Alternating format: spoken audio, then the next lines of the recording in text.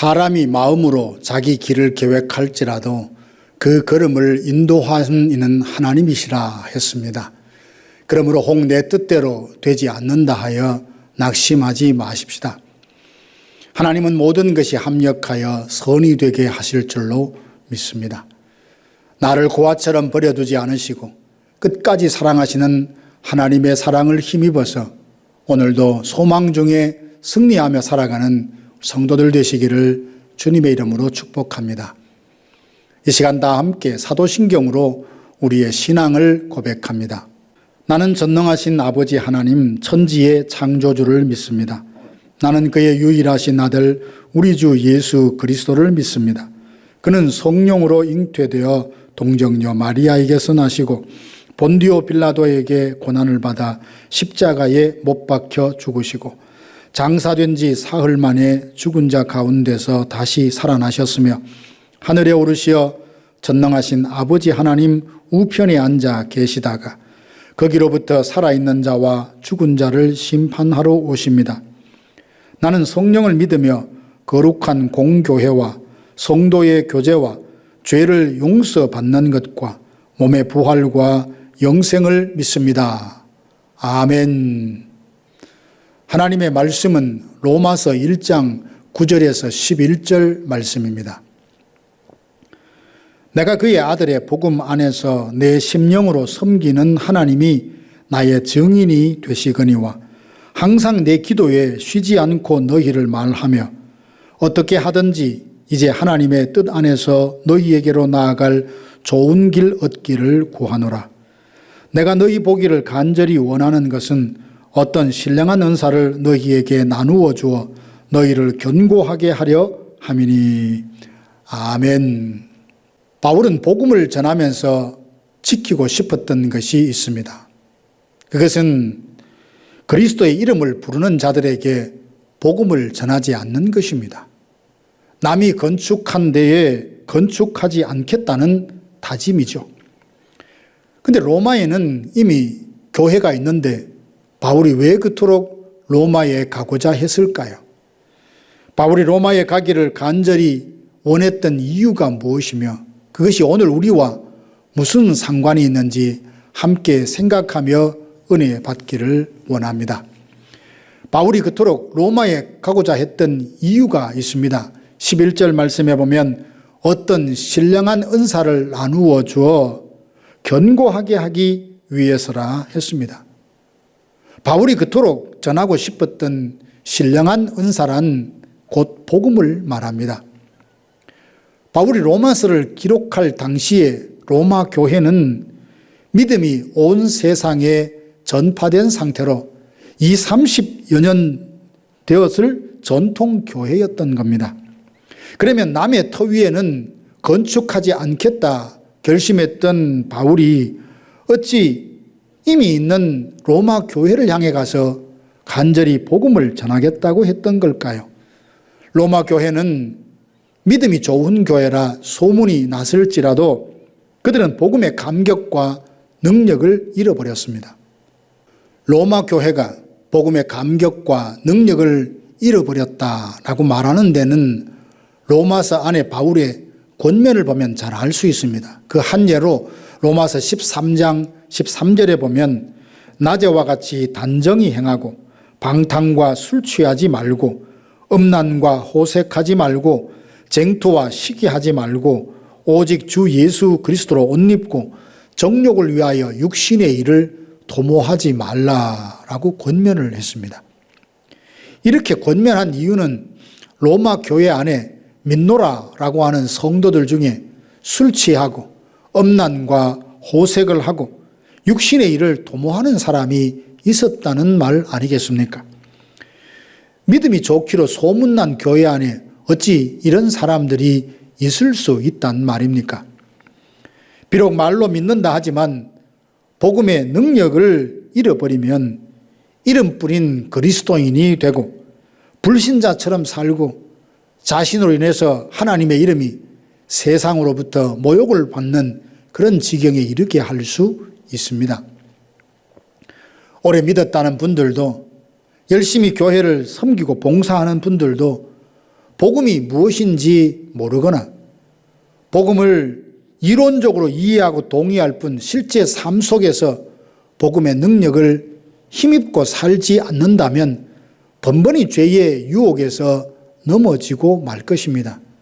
자신의 몸을 불의의 병기로 들여서 진리를 막는 일에 쓰임받게 될 것입니다. 복음의 감격과 능력을 잃어버리게 되면 형식적인 신앙생활에 만족하며 살아가는 종교인이 되고 맙니다.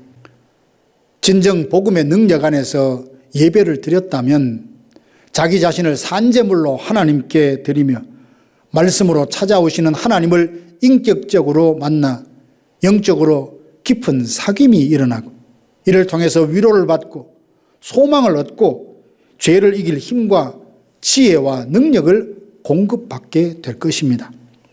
예수님의 이름만 불러도 나를 향한 하나님의 사랑의 깊이와 넓이와 높이가 어떠함을 가늠하게 되고 내 삶의 모든 결정과 선택의 최종 권위를 하나님의 뜻과 말씀에 두고 살아가기를 기뻐합니다. 내가 지금까지 살아온 것이 다 하나님의 은혜였음을 깊이 깨닫게 되고 범사에 감사하게 됩니다. 그러나 복음에서 멀어지면 마음으로 드리는 고백은 없고 형식, 껍데기만 남게 되죠. 감사는 없고 원망과 불평은 자꾸 잦아집니다. 헌신하고 섬기지만 마음에 기쁨은 없고 날선 검처럼 날카로워져서 가까이 있는 사람에게 상처를 주곤 합니다. 복음의 능력을 잃어버리면 거룩한 결심을 할 수도 없고 거룩한 결심을 한 사람을 격려하고 축복하며 용기를 북돋워 줄 수도 없습니다. 더 적극적으로는 복음의 능력을 경험하지 못한다면 불의로 진리를 막는 일에 나서게 됩니다. 유대인들을 보십시오.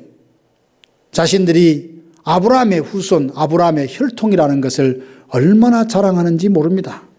그러나 그들은 하나님을 알면서도 하나님을 영화롭게 하지 않고 감사하지도 않고 그 생각이 허망한 데 빠져 있고 영혼은 미련함으로 어두워져 영적인 분별력을 잃고 말았습니다.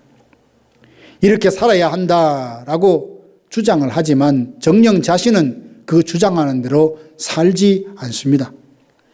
감사하라면서도 원망하고 하나님의 진리를 자기 좋을 대로 바꾸어서 하나님보다 사람을 더 경배하고 섬깁니다.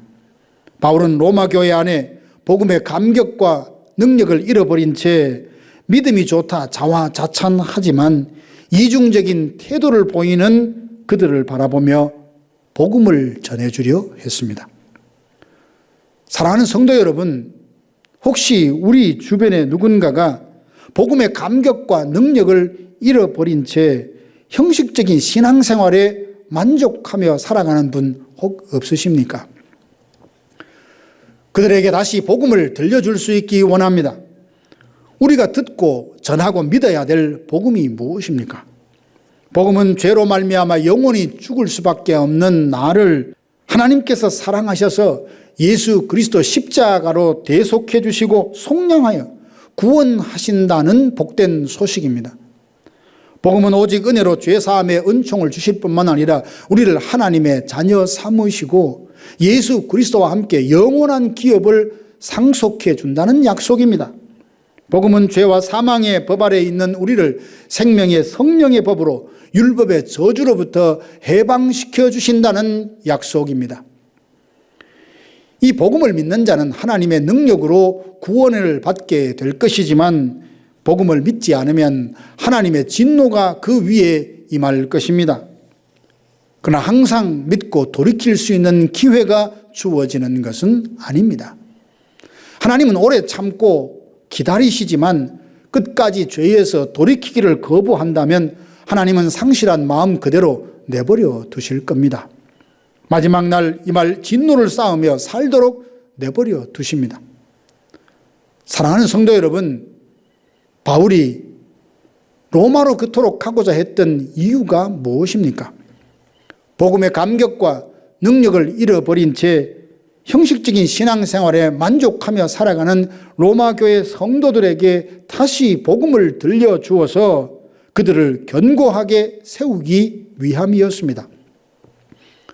믿는다 하면서도 술 취하고 호색과 방탕함에 젖어 살고 음란하게 살고 불의로 진리를 막는 자들에게 복음을 전하여서 하나님의 진노를 면하게 하고 하나님의 사랑받는 자녀로 회복하기 위함이었습니다.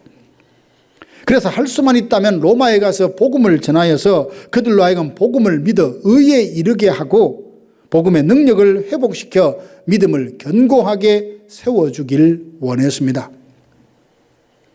오늘 하나님께서 지혜와 계시의 영을 우리에게 주셔서 하나님을 아는 지식에 부욕해 하시고 복음의 감격과 능력을 회복시켜 주셔서 죄를 이기고 믿음을 견고하게 세워나가는 복된 성도들이 되시기를 주님의 이름으로 축원합니다.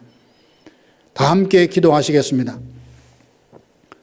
지금은 우리 구주 예수 그리스도의 은혜와 하나님 아버지의 크고 놀라우신 사랑하심과 성령의 위로교통 충만케 하심이 다시 복음을 듣고 믿고 전하여 믿음 위에 견고히 서리라 다짐하는 사랑하는 성도들 머리 위에 이제로부터 영원토록 함께 있을지어다. 아멘.